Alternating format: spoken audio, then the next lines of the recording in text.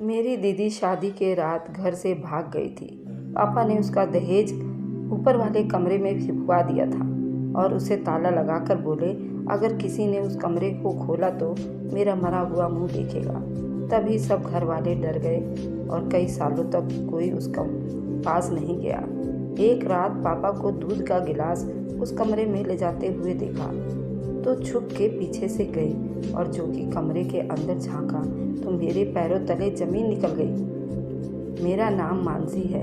मैं इलाहाबाद में रहती हूँ। मेरी ज़िंदगी बड़ी अजीब तरीके से गुजरी थी क्योंकि मुझे किसी की हुई गलती का कर्ज चुकाना पड़ा। हम बहन भाई थे, 2 बहनें और फिर एक छोटा भाई। बड़ी बहन बहुत सुलझी हुई है और खूबसूरत थी और पापा की आंखों का तारा थी। मुझे भी अपनी बहन रिया से बड़ी मोहब्बत थी, इसलिए उसके जैसा बनना चाहती थी। अगर वह आटा गूंदती तो मैं भी जिद करती मुझे भी आटा गूंदना है। वह खाना पकाती तो और पापा के उसके खाने की तारीफ कर देते तो मुझे भी हर हाल में खाना पकाना होता। यही मेरी सबसे बड़ी गलती थी। पापा अक्सर रिया दीदी को कहा करते थे कि तुमको बहुत फूंक फूंक कर कदम रखना है क्योंकि तुम्हारे छोटे भाई बहन तुम्हारी नकल करते हैं। वैसे रिया दीदी तो कोई गलती कर ही नहीं सकती, लेकिन वक्त ने साबित कर दिया ये सब हमारा वहम था। दीदी भी तो इंसान थी और इंसान की फितरत गलत और सही दोनों शामिल होता है। जैसा कि मैंने पहले बताया कि मेरी बहन बहुत ज़्यादा खूबसूरत थी। जैसे ही उसने अपनी ग्रेजुएशन पूरी कर ली तो उसके हर तरफ से रिश्ते आने लगे। ऐसा लगता था कि रिश्तेदारों में होड़ लगी हुई है कि उसको हम ही अपने घर की बहू बनाएंगे और वह लोग बेफजूल में ही वो हमारे घर के चक्कर काटने लगे थे। पापा ने सोचा कि अगर एक घर में मैंने अपनी बेटी दे दी तो दूसरे घर वाले बिना वजह मुझसे नाराज़ हो जाएंगे। इसलिए पापा ने फैसला किया कि जहाँ कोई रिश्तेदारी ना हो, दूर दूर तक वहाँ पर मेरी दीदी की शादी करेंगे। तब शायद मेरे पापा को इस बात का अंदाज़ा नहीं था वह कितनी बड़ी गलती करने जा रहे हैं। उन्हें चाहिए था कि दीदी की ज़िंदगी का इतना बड़ा फैसला करने से पहले उन्हें अपने पास बिठाकर उनसे दिल की बात तो मालूम करने की कोशिश करते। उनके सर पर हाथ रखकर एक बार तो पूछ लेने की, बेटी तुमने भी तो कुछ अपने भविष्य के बारे में सोचा होगा। मुझे बताओ, अगर दिल में कुछ है, मुझसे शर्म आती है तो अपनी मम्मी को अपना राज बता दो। मगर पापा ने इस मामले में घर के किसी भी सदस्य की मर्जी जानने की रत्ती भर भी कोशिश नहीं की थी। उन्होंने बाहर किसी से बातचीत करके दीदी का रिश्ता तय कर लिया था और बात मर्दों के बीच में शादी का रिश्ता पक्का हुआ था।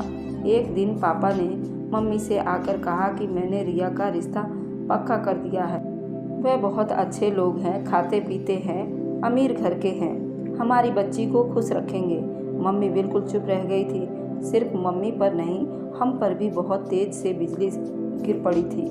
हम तीनों बहन भाई एक कमरे में बैठे हुए थे और एक दूसरे की तरफ सवालों की नज़रों से देख रहे थे कि ये क्या हुआ और कैसे हुआ। खैर, मम्मी कहने लगी, कपिल ये कैसे हो सकता है। दीदी बिल्कुल सोच में पड़ गई थी। अगले रोज़ मम्मी हम बहनों के कमरे में आई थी। मम्मी कहने लगी, रिया अच्छे से तैयार हो जाना, आज लड़के वाले तुम्हें देखने आएंगे। दीदी शिकवा करने से अपने आप को रोक नहीं पाई। वह बोली, मम्मी मुझसे पापा से इस तरह के फैसले की हरगिज उम्मीद नहीं थी। तब मम्मी चौंक गई। उन्होंने रिया का हाथ पकड़ लिया और कहने लगी, मेरी बच्ची बताओ, अगर तुम्हें कोई और पसंद है या किसी ने तुम्हें से शादी का वादा कर रखा है, मैं तुम्हें उस बात की यकीन दिलाती हूँ। अगर तुम्हारी पसंद अच्छी हुई तो मैं तुम्हारी शादी उसी जगह करवा दूँगी जहाँ तुम कहोगी।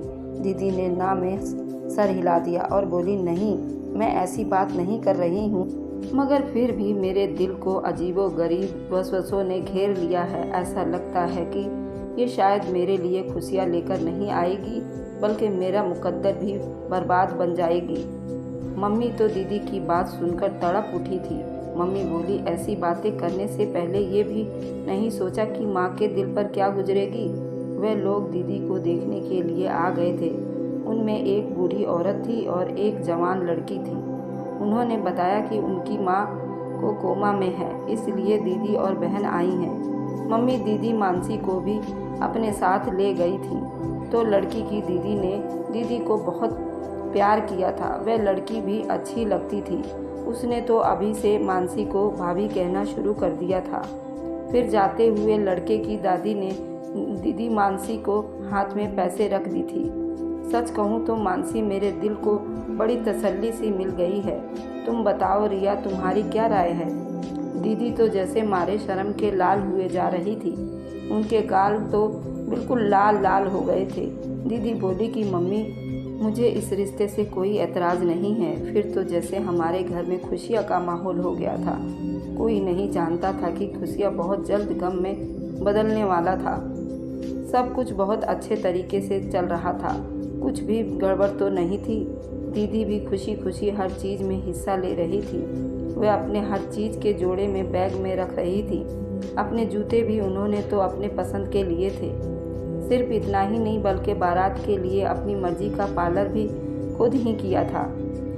सब कुछ अच्छा भला तो चल रहा था। किसी के दिमाग में ये भी गम नहीं था कि दीदी अपने दिल में क्या ठान कर बैठी हैं। घर वाले सब बहुत खुश थे।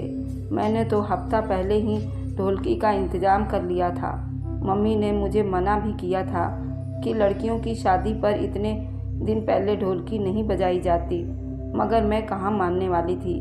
ढोलकी की हम लोगों ने बहुत बजाई और दीदी बहुत इंजॉय करा करती थी, बल्कि अपने फरमाइश पर अपनी मर्जी से गाने भी गवाया करती थी। मुझे तो यूं कि लगता था कि अगर शर्मो हया अरे नहीं आती तो खुद भी हमारे साथ बैठकर गाने लगती थी। खैर वक्त गुजर गया और दीदी की बारात का दिन आ गया। दीदी बहुत महंगे पार्लर से तैयार होकर आ गई थी। उन्होंने अपना पसंदीदा लहंगा पहना हुआ था। थोड़ी देर बाद बारात भी आ गई थी। मैंने दूल्हा को देखा तो मेरा मुंह तो खुला का खुला ही रह गया। दूल्हा तो बहुत ही खूबसूरत था और हैंडसम भी था। तो सोचा कि जाकर दीदी को बताती हूँ कि आपकी किस्मत तो बहुत शहजादियों जैसा है। मैं भागकर अपने कमरे में आ गई तो वहाँ दीदी नहीं थी। मैं हैरान थी कि अभी तो मैं दीदी को यहीं छोड़कर गई थी, अब वह कहाँ चली गई। मैंने उनकी तलाश में मम्मी के कमरे में गई तो वह भी खाली पड़ा था। मेरी फिक्र बहुत ज़्यादा बढ़ गई थी। मैं जल्दी से बाहर आई और मम्मी को ढूंढने लगी। मम्मी मेहमानों की खातिर में लगी हुई थी। मैं मम्मी का हाथ पकड़कर कोने में ले गई और कहा, मम्मी, मानसी दीदी कहाँ हैं? मम्मी बोली, अपने कमरे में होगी। मैंने कहा, वह कमरे में भी नहीं है। मम्मी ने मेरा हाथ झटक दिया और बोली, यहीं कहीं होगी। पीछे हटो, मुझे मेहमानों से मिलने दो। वह इस अंदाज में बात कर रही थी जैसे उन्हें किसी चीज़ की गलत होने का अंदेशा ही न हो। तब मैंने मम्मी का हाथ पकड़कर झकझोर दिया था। मैं बोली, मम्मी, मुझे बहुत घबराहट हो रही है। मम्मी भी चौंक गई थी। मम्मी बोली, तुम्हारी घबराहट तो मैं दूर करूँगी। मम्मी मेरे साथ आ गई। हम दीदी को एक कमरे से दूसरे कमरे में और दूसरे कमरे से तीसरे कमरे में ढूंढते रहे, मगर वह ना मिली। मम्मी के चेहरे का रंग उड़ गया था। तब जयमाले का टाइम हुआ और जयमाले के लिए शोर होने लगा था। तो पापा कमरे में आए और उनकी आंखों सुर्ख हो रही थी। शायद उनके अपनी बेटी की विदाई का गम हो रहा था। इतने में उनकी चहेती बेटी उनकी इज्जत को तार तार कर गई। पापा कहने लगे, जल्दी से मानसी बिटिया को लेकर चलो, वहाँ जयमाले का टाइम हो रहा है। मम्मी रोते हुए बोली, कपिल, मानसी नहीं मिल रही है। पापा बड़ी हैरत से मम्मी की तरफ देखने लगे और बोले, क्या मतलब कि मानसी नहीं मिल रही है? यहीं कहीं होगी। मम्मी रोते हुए बोली, मैंने घर का कोना कोना छान मारा है। मम्मी तो दिल पर हाथ रखकर दहाड़े मारकर रोने लगी। कमला, अब मेरी इज्जत तो खाक में मिल जाएगी। अब कोई मुझसे इस रुसवाई से बचा नहीं सकता। तुम ही बताओ, अब मैं क्या करूं? लोगों का सामना कैसे करूं? कैसे जाकर बारातियों से कहूं कि बारात वापस ले जाओ, क्योंकि मेरी बेटी ने मेरी इज्जत नीलाम कर दी है। मम्मी भी रोए जा रही थी। बोली, कपिल, आप बिस्तर पर जाकर लेट जाओ। मैं कोई ना कोई बहाना बनाती हूँ कि मेरे पति की तबीयत खराब हो गई है, ऐसे में अपनी बेटी को विदा नहीं कर सकती हूँ। पापा बोले कि कमला, तुम्हें इतना हौसला है मम्मी ने अपने आंसू पोंछते हुए और कहने लगी, आपकी इज्जत बचाने के लिए कुछ भी कर सकती हूँ। तब पापा चीख कर बोले, काश तुमने लड़कियों को भी अच्छी शिक्षा दी होती। मम्मी ने सबके सामने जाकर कह दिया था कि मेरे पति को दिल का दौरा पड़ा है, ऐसे में हम अपनी बेटी को विदा नहीं कर सकते हैं। आप लोग की बड़ी मेहरबानी होगी कि आज आप लोग बारात वापस ले जाएं और फिर किसी दिन अपनी अमानत को फेरे डलवाकर अपनी सादगी से घर ले जाएं। हर तरफ बातें होने लगी थी कि मम्मी ने तो खुद को कमरे में बंद कर लिया था। लोग तरह तरह की बातें कर रहे थे और हमारे पास उनका जवाब नहीं था, इसलिए हम सब एक ही कमरे में दुबके बैठे हुए थे। हमने कभी सोचा भी नहीं था कि हिमांशी दीदी के हाथों ऐसी बुराइयां सहनी पड़ेगी। मम्मी बोली, कपिल, इस तरह आपकी तबीयत खराब हो जाएगी, बच्चा तुम्हारी मदद करेगा। पापा बोले, तुम तो बात ही मत करो कमला, तुम्हें मेरी इतनी फिक्र होती तो अपनी बेटियों को लगाम डाल कर रखती। मम्मी बेचारी बहुत शर्मिंदा हुई जा रही थी। पापा ने सारा सामान छत वाले कमरे में फेंक दिया और उसको ताला लगा दिया और बोले, आज के बाद अगर कोई उधर जाएगा तो मेरा मरा हुआ मुंह देखेगा। उसके बाद हमारे घर में एक अजीब सी सूरत हाल थी। हर दफ़ा एक दूसरे से नज़रें चुराने पर मजबूर थे। पापा भी हम सब से छुप छुप कर रोते थे। जब वह नीचे आते तो बहुत थके थके से लगते थे, आंखें सुर्ख होती थी। मम्मी कहती थी कि तुम्हारे पापा हम सब से छुप कर छत पर जाकर रोते हैं। हमें तो ये लगता है कि दीदी की शादी का किस्सा ख़त्म हो गया, मगर 1 महीने के बाद हमें लड़के वालों की तरफ से फ़ोन आ गया था। अर्जुन की दादी कहने लगी, इतना महीना हमने आपसे बातचीत नहीं की क्योंकि हम आपसे नाराज़ थे। बारात को आप लोगों ने वापस कर दिया था, मगर अब ठंडे दिमाग से सोचा तो आपकी भी कोई मजबूरी रही होगी। ये भी तो हो सकता है कि आपकी बेटी उन्होंने रिश्ते से इनकार कर दिया होगा और आपने अपनी इज्जत बचाने के लिए कपिल बेटे की बीमारी का बहाना बना दिया होगा। अगर ऐसी कोई बात है तो हमें उस पर भी कोई एतराज़ नहीं है। अगर आप अच्छा समझें तो आप कपिल से राय मशवरा करके हमें अपनी छोटी बेटी का रिश्ता दे दें, क्योंकि हमने बहुत घरों में रिश्ता ढूंढा पर आपके बच्चों जैसी वो बात न थी और हमें हर जगह मिलावट ही मिली। आपका घराना हमें अच्छा लगा है, इसलिए हम चाहते हैं कि किसी न किसी तरह हमें रिश्तेदारी आपसे हो जाए। मम्मी कहने लगी, ठीक है, मैं कपिल से राय मशवरा करके बताऊंगी। मम्मी ने अपना फ़ोन बंद कर दिया और मुझसे बोलने लगी, रिया, तुम कहो तो रिश्ता मंजूर है। मैंने अपने कंधे उचक दिए और कहा कि दीदी के जाने के बाद पापा ने जिस तरह से मेरा जीना हराम कर रखा है, मुझे नफ़रत निगाहों से देखते हैं। मैं चाहती हूँ कि दिन से रात ना हो और मैं यहाँ से चली जाऊँ और दोबारा यहाँ पर वापस लौट कर ना आऊँ। मम्मी मेरे गले में अपना हाथ डालकर रोने लगी, बोली, बेटी, हमारे नसीब है ऐसे ही किसी की सज़ा हमें मिलती है। तुम्हारी माँ के साथ भी ऐसा ही हुआ था और तुम्हारे साथ भी ऐसा ही हो रहा है। मैं चाहती हूँ कि तुम्हारी तकदीर बदल जाए, मगर मैं क्या करूँ? मैं तो खुद मजबूर हूँ, हमारे हाथ बंधे हुए हैं। मम्मी इस कदर टूटी हुई थी कि मुझे ही उनकी हिम्मत बनना पड़ी। मम्मी से बोली, मम्मी आप नाराज़ मत हो, सब भगवान पर छोड़ दो, अच्छा करेगा। मैं उठकर अपने कमरे में चली गई थी क्योंकि पापा के घर वापस आने का वक्त हो गया था। आज मेरा दिल अजीब सा धड़क रहा था क्योंकि आज मेरी किस्मत का फैसला हुआ था। जैसे घर का दरवाज़ा खुला, मैं अपने कमरे की खिड़की में आकर बैठ गई। पापा घर आए। पापा ने पहले इधर उधर देखा और आंगन को खाली पाकर वह दबे पांव कदमों में किचन में चले गए थे। मुझे उनके अंदाज़ा पर हैरत हुई। फिर थोड़ी देर के बाद जब किचन से वापस आए तो मुझे उनके हाथ में दूध का गिलास नज़र आया। पहले इधर उधर देखते रहे, जैसे वह ये काम बड़ी समझदारी से कर रहे थे। वह किचन में आ गए और किचन से एक गिलास दूध लिया और फिर धीरे से सीढ़ियाँ चढ़ने लगे और फिर छत पर चले गए। मैं बिल्कुल हक्का बक्का बैठी रह गई। ये सब जो अभी मेरी नज़रों से देखा था, ये सब क्या था? ये बिल्कुल आम सी बात थी, मगर पापा के खुफिया अंदाज ने उसे खास बना दिया था। मुझे फिर उस बात की भी फिक्र हुई कि मम्मी पापा के आने के बाद कमरे से बाहर क्यों नहीं निकली थी, क्योंकि अब वह जब काम से वापस आया करते थे तो मम्मी सब कुछ छोड़कर पापा के पास आ जाया करती थी।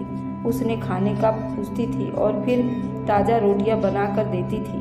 मैं दबे कदमों से मम्मी के कमरे में गई तो पता चला कि वह तो सो रही हैं। खैर पापा आधा घंटे के बाद छत से उतर आए थे।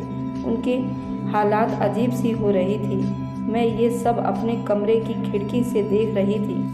मम्मी ने पापा को बताया कि आज उन्हीं लड़के वालों का फ़ोन आया था और वे अब हमारी छोटी बेटी का हाथ मांग रहे हैं। वे कहने लगे, अगर आप हमें अपनी बड़ी बेटी का रिश्ता नहीं दे सकते तो हमें अपनी छोटी बेटी का रिश्ता दे दें। पापा ने उसी वक्त खाना उठाकर फेंक दिया और गुस्से से दहाड़े मार कर बोले, उनसे कहना था कि मेरी बेटी के नसीब में अभी इतने बुरे दिन नहीं आए हैं। तुम जैसे बेगैरत लोगों को रिश्ता दे दें। जहाँ मैं चौकी थी वहाँ मम्मी भी दंग रह गई थी। मम्मी बोली, कपिल आपकी इस बात का क्या मतलब है? क्या वे लोग अच्छे नहीं थे? पापा ने ना में सर हिला दिया और कहने लगे, आज के बाद उनका फ़ोन आए भी तो मत उठाना। तब मम्मी बड़े गुस्से से बोली, आपको तो अपनी अक्ल पर बड़ा यकीन था। आप तो कहते थे औरतें कम अक्ल होती हैं। आपसे इतनी बड़ी भूल कैसे हो गई? अभी आप जैसे मानसी का रिश्ता ऐसे लोगों में दे देते बुरे थे। पापा इधर उधर दरवाजों को धकेलते हुए मारते हुए बाहर निकल गए थे। मम्मी फूट फूट कर रोने लगी थी। वह बोली, मानसी तुमने मेरी ज़िंदगी ख़राब कर दी। तुम्हें मैं क्या बोलूं? वह जितनी देर घर में होते मैं अपने कमरे में नहीं निकलती। जब मम्मी तो हर वक्त मानसी के गम में डूबी रहती थी। भाई स्कूल से ट्यूशन फिर क्रिकेट खेलने चला जाता था। वह रात देख घर लौटता था। ऐसा लगता था जैसे वह भी घर के माहौल से भागना चाहता है। अब अक्सर पापा को मैंने छत पर दूध ले जाते देखा था। समझ नहीं आता था कि वे दूध का गिलास छत पर क्यों ले जाया करते थे। अब मैं हर वक्त इस बात से परेशान रहने लगी थी। इस वजह से मुझे नींद भी नहीं आती थी। मैं सारा दिन मानसी दीदी को याद करने लगी थी। मानसी बहुत अच्छी दोस्त भी थी। काश वह इतना गलत कदम ना उठाती। रात बहुत गहरी हो चुकी थी। आसपास कुत्तों के भौंकने की आवाज़ें भी आ रही थी। मैं उठकर अपने कमरे की खिड़की में बैठ गई। तब मुझे कोई अजीब सा महसूस हुआ था, जैसे कोई हमारे आंगन में घूम रहा हो। मैंने गौर किया तो वह कोई और नहीं, मेरा बाप था। मैं चौंक गई। पापा के अंदर से ऐसा लगा जैसे वह बहुत मजबूर हो। मुझे आज उन पर बहुत तरस आने लगा था कि वह कमरा जहाँ पर पापा ने दीदी का दहेज का सामान रखा हुआ था वह खुला हुआ था और उससे रोशनी भी आ रही थी। मैं आगे बढ़ती हुई गई। दरवाज़ा खुला था, इसलिए मैं छुप कर अंदर का सारा मंजर देखने लगी थी। अंदर तो दीदी बैठी हुई थी। मैं ये देखकर थर थर काँपने लगी। पापा दीदी को निवाला बनाकर खिला रहे थे। दोनों चुप थे, मगर उनकी आंखों में आंसू बह रहे थे। ये सब क्या हो रहा था? मेरे समझ से बाहर था। फिर बड़ी देर पापा ने बोला, तुम मेरी बड़ी बेटी नहीं हो। मानसी दीदी बिल्कुल पापा के ऊपर चिल्ला पड़ी। इसलिए पापा मेरे साथ ऐसा कर रहे हैं कि मैं उनकी औलाद नहीं हूँ। क्या आप ये घिनौनी हरकत रिया के साथ कर सकते थे? पापा जल्दी से बोले, मानसी मैं तुमसे बहुत प्यार करता हूँ, मगर तुम ये जानती हो कि मैं ये सब कभी रिया के साथ नहीं कर सकता था। मानसी दीदी रोने लगी थी। वह बोली, मुझे वजह जाननी है। आपने मुझे इस कमरे में बंद क्यों कर रखा है? तो बोले, सुनो, आज मेरे पास भी बहुत वक्त है। मैं तुम्हें वैसे भी, तुम तो सारा दिन वैसे भी बेहोश हो जाती हो, मगर ये जो रिया है ना, उसकी वजह से मैं कभी भी ज़्यादा देर छत पर नहीं रह सकता था, क्योंकि मुझे डर था कि कहीं वह मुझ पर शक ना हो जाए। रात के उस पहर सब सो रहे हैं, इसलिए आज मैं तुम्हें सब कुछ बताता हूँ। मानसी, हम 2 भाई बहन थे, एक और मैं और एक मुझसे बड़ी बहन जो मुझसे पूरे 7 बरस बड़ी थी, इसलिए उनकी शादी पहले हुई थी। दीदी की शादी के बाद हमारे घर में बहुत खामोशी सी छा गई थी, इसलिए तय कर दिया कि मेरी शादी जल्दी करेंगे। उन्होंने मेरे लिए कमला को पसंद कर लिया और हमारा रिश्ता तय हो गया। उन्हीं दिनों में मैं हम पर कयामत टूट पड़ी थी, क्योंकि दीदी विधवा होकर घर आ गई थी। दीदी तनहा नहीं बल्कि उनकी गोद में 4-5 महीने की बच्ची थी। उन्हें ना अपनी खबर थी और ना बच्ची की। मेरी माँ भी बूढ़ी हो चुकी थी, इसलिए वह भी उस बच्ची को संभाल नहीं सकती थी। कमला ने तुम्हें हाथों हाथ लिया और तुम पर इतना प्यार निछावर किया, मैं भूल ही गया था कि तुम मेरी बेटी हो या भांजी। तुम जब बोलने लगी तो कमला को तुम मम्मी कहती थी और अपनी सगी माँ को बुआ कहती थी। हालत कुछ संभरी तो तुम्हारी मम्मी का रिश्ता ढूंढने लगे थे। दीदी ने एक लड़के का नाम खुद ही ले लिया। मेरी शादी उससे करवा दो, पापा ने मेरी ड्यूटी लगा दी थी। तुम उस लड़के की छानबीन करोगे, मुझे बताओगे। पता किया तो वह लड़का तो फ्रॉड निकला था। मगर जब मुझे ये ख्याल आता कि तुम भी कहीं अपनी मम्मी के नक्शे कदम पर तो नहीं चलोगी तो मेरा जीना हराम हो जाएगा। इसलिए मैंने जल्दी जल्दी तुम्हारा रिश्ता ढूंढा और तुम्हारी शादी तय कर डाली। जब लड़के की माँ कोमा में थी, लेकिन दादी और बहन तो मौजूद थी ना, तो मैंने सोचा चलो कोई बात नहीं, ये शादी जल्दी हो जाएगी। पता है फिर क्या हुआ? जिस दिन तुम्हारी बारात में लड़के की मम्मी ठीक होकर बारात में आ गई थी, और तुम जानती हो कि वह कौन थी। लड़के की माँ मेरी दीदी और तुम्हारी असली माँ थी, यानी वह लड़का असल में तुम्हारा भाई था। मैं ये सब देखकर बहुत परेशान हो गया, इसलिए तुमसे कहा कि छत पर जाओ, मेरी बात सुनो। और फिर मैंने तुम्हें छत वाले कमरे में बंद कर दिया। मैंने सोचा था कि सुबह तक कमला को सारी सच्चाई बता दूंगा, और फिर ख्याल आया कि मैंने तुम्हारी माँ की शादी नहीं होने दी थी और वह घर छोड़कर भाग गई थी। अब तुम्हारी शादी भी नहीं हो सकती थी। मुझे डर था कहीं तुम भी अपनी माँ की तरह घर से भाग गई, तो इसलिए मैंने तुम्हें यहाँ पर बंद रखा। मत समझना कि अपनी बहन की बेटी को कैद करके मैंने अपनी औलाद से प्यार करता हूँ। जिस दिन से तुम्हें मैंने कैद कर रखा है, रिया से भी मैंने बात करना छोड़ दिया है। उस पर भी मैं बहुत सख्ती से दिखाता हूँ। मानसी दीदी जैसे एकदम से होश में आ गई थी। वह बोली, अगर अब मैं घर से भाग जाती तो मैं आपकी इज्जत खाक में मिल जाती, मगर अपने मुझे यहाँ बंद करके भी अपनी इज्जत को खाक में मिला दी है। लोग तो यही बातें करते होंगे कि मानसी घर से भाग गई है, तभी तो बारात वापस लौट गई है। अभी वह दोनों बातें कर ही रहे थे कि मंदिर में आरती की घंटी बजने लगी थी और पापा बोले, मानसी बेटा मुझे माफ़ कर देना, अब मैं जा रहा हूँ। हो सकता है कि किसी की आँख खुल जाए। मैं जल्दी से आगे बढ़ी और बोली, अब मैं और जुल्म अपनी दीदी पर होने नहीं दूंगी। उसकी मम्मी ने जो गलती की उसकी सज़ा अपनी दीदी को मिलने नहीं दूंगी। भगवान सबको उसकी गलती का सज़ा देते हैं, तो आप उसको खुद से सज़ा क्यों दे रहे हैं? आपने ये सब क्यों किया दीदी के साथ? पापा ने मेरी बातें सुनकर बिल्कुल बौखला गए थे, इसलिए वह जल्दी से नीचे चले गए। मैं दीदी का हाथ पकड़कर नीचे ले आई थी। पापा उस टाइम बहुत शर्मिंदा हुए थे। सुबह से निकले, रात घर आए वापस। फिर हम सब भाई बहन ने पापा पर अपनी अदालत लगा ली थी। मम्मी जज थी, पापा रो रो कर सबसे माफ़िया मांग रहे थे। दीदी ने ही पापा को माफ़ करने में सबसे पहल की थी। फिर हम सब ने भी पापा को माफ़ कर दिया था। सब कुछ ठीक हो गया था। पापा ने दीदी को इजाज़त दे दी थी कि वह अपने माँ से मिलने लगी थी। वह बहुत जल्दी ही उनकी एक बहुत अच्छी जगह शादी होने वाली है। हमें उम्मीद है कि मुश्किल वक्त कट गया है, आगे खुशियाँ ही खुशियाँ है। यह एक मोटिवेशनल कहानी है, लेकिन आप लोग ऐसा बिल्कुल ना करें, घर छोड़कर बिल्कुल ना भागें। आप अपने दिल की बात आप अपने माँ बाप को ज़रूर बताएं। हो सकता है आपके माँ बाप भी आपकी बात से सहमत हों। माँ बाप औलाद का हमेशा भला चाहते हैं। धन्यवाद दोस्तों। मेरी ये कहानी कैसी लगी? Like and subscribe. Bye bye.